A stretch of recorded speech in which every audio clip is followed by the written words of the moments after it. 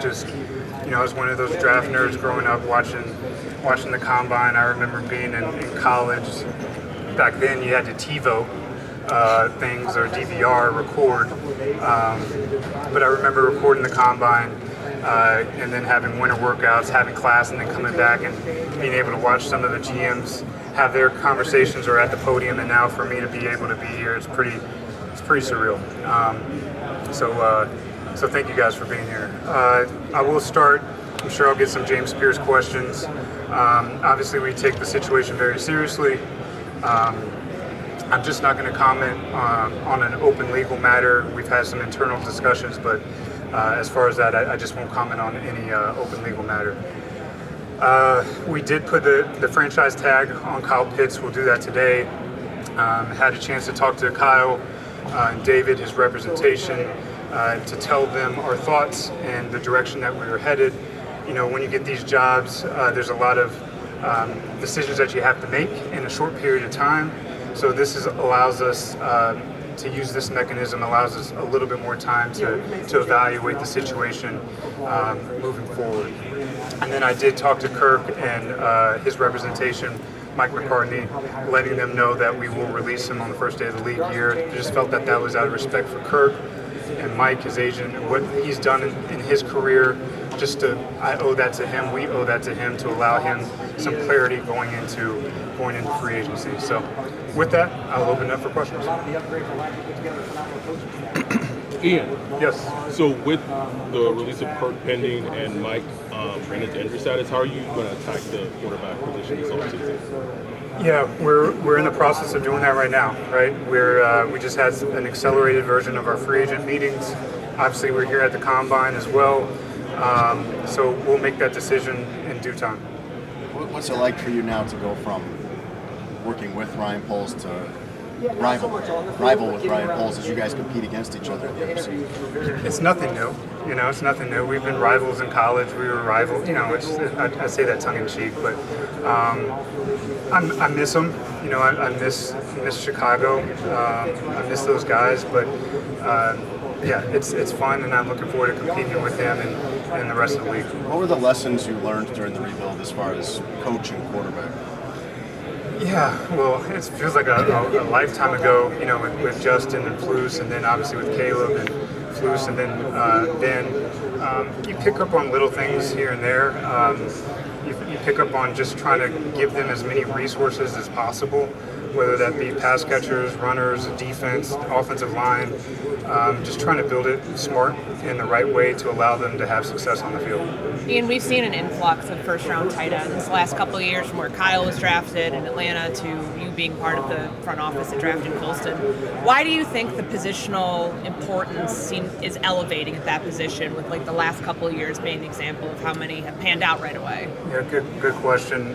Really because it's such a unique position. Obviously, you got, and usually those are really smart guys, right? The guys that can block, run routes, feel spacing. It makes for a coordinator being in 12 personnel, especially when you get a guy like Colson or when you get a guy like Kyle, it gives you another weapon. It helps dictate the defense, whether they're going to play base to that or whether they're going to play nickel. So it allows a lot of flexibility for an offense, and I feel like that position is going to continue to grow moving forward. And what advice has Ryan more kind of tossing ahead? Yeah, unfortunately I haven't talked to him much these last few weeks, except for him, sending me a picture of him on vacation. And I can't wait for you guys to see his tan when he gets up here. Make sure you nudge him a little bit. No, but he's been great. The advice that he's given me was really throughout the years, right? Us just having those nights, those early mornings, just talking philosophy, talking ball, him allowing me the ability to be a part of every single decision.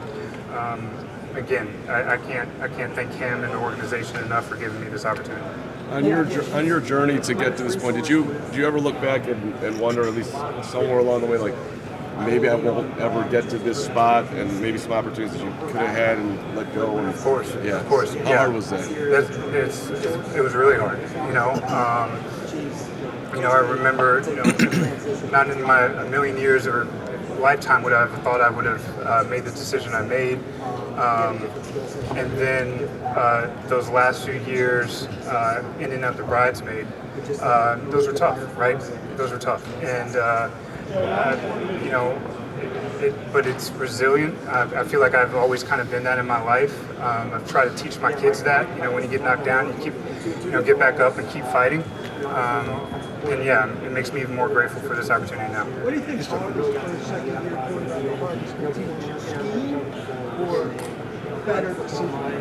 Oh, that's a tough question. It's hard for me to answer since I'm not a coach. That would be, I think, better suited for Kevin. What do you take most from your experiences in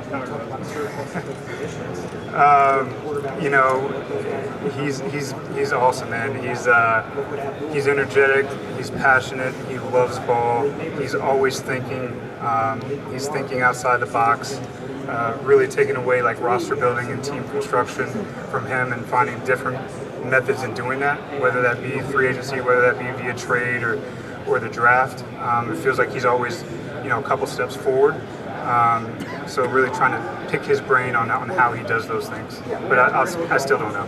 What are you excited about with the pairing of Kevin Stefanski and Michael Penix heading into this year? Yeah, excited about their relationship growing. Excited for Michael to get healthy.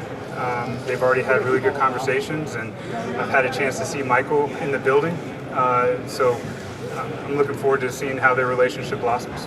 What do you feel about the working relationship? How do you see that going between you and Matt Ryan? Oh, it's been great. It's a quarterback and I'm an offensive lineman, right?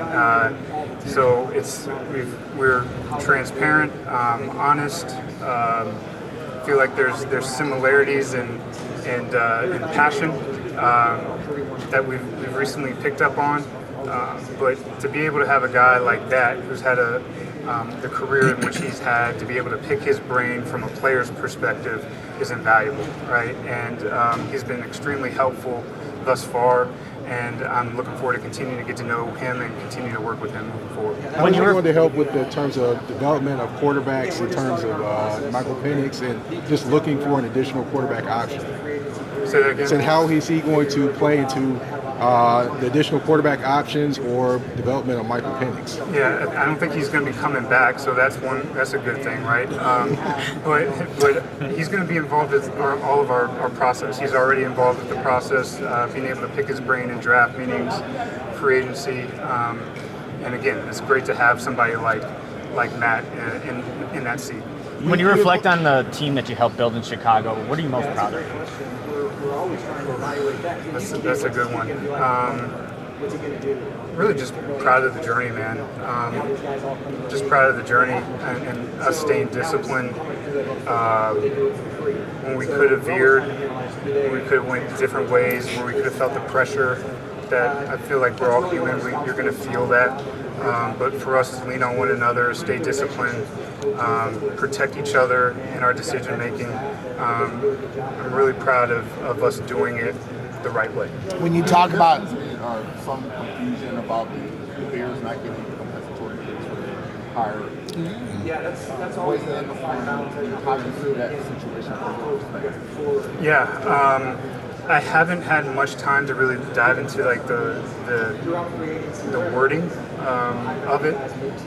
It was always my interpretation that if a general manager gets hired, that team would receive 2 third-round picks. I'm a general manager. I was hired. I would think that they would get 2 third-round picks. I don't know the wording of it. That's just my perspective. Again, I wouldn't be sitting here if it weren't for them giving me that job and helping me grow to get this job right now. Ian, what does it mean to you to get to this spot to continue that legacy of like 2025 of those scouts out? Yeah, it feels like a lifetime ago. It's cool. I got to see Eric DeCosta this morning grabbing a cup of coffee, and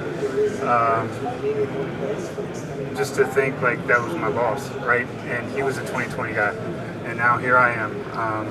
again, I just hope to make them proud and to show that other people in the 2020 clubs, wherever they are, that it can still be done. Ian, when you're looking at slot receivers here, where's the building traits that you're just looking for? Yeah, it all depends, right? If you're looking for a vertical slot guy with speed, that's an instant accelerator, or a guy that's a build-up speed guy, or if you're looking for a crafty slot that can get in and out of breaks, option routes, it just depends on the scheme and what you're looking for. You want to find feel, see guys that can feel leverage, guys that know how to get open in different ways. So I think the slot position is unique because it can be used in so many different ways, and it's not a one-size-fits-all. When you look back at your time working with Ryan Poles, is there a specific moment, like if somebody asks you 10 years from now, a specific moment of your collaboration, like what would you point to? Living with one another when we first got there. I mean, I knew Ryan. Our paths have crossed. We were friends, but we never worked together. So if you can imagine just picking up, getting to a new destination, and then saying, hey, you want to be roommates? And you want to do this thing together? Like, all right, cool. And like literally being in, having a beverage at night with a whiteboard, talking about a plan every single night.